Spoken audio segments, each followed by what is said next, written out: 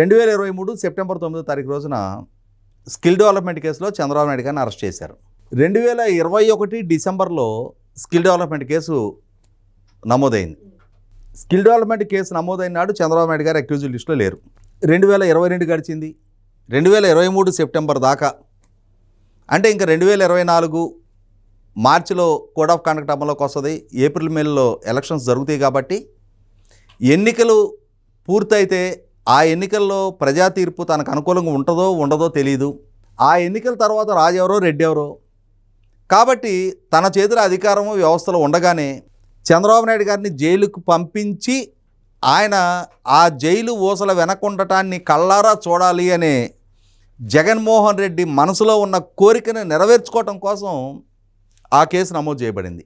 ఎందుకంటున్నానంటే, నేను నిజంగానే చంద్రబాబు నాయుడు గారు స్కిల్ డెవలప్మెంట్ విషయంలో తప్పు చేసుంటే ప్రాపర్ ప్రొసీజర్ ఫాలో అయ్యి ఆయన తప్పు నిర్ధారించి ఆయన దోషిత్వాన్ని చట్టం ముందు ప్రజల ముందు ఎక్స్పోజ్ చేసి ఆయన అరెస్ట్ చేయొచ్చు.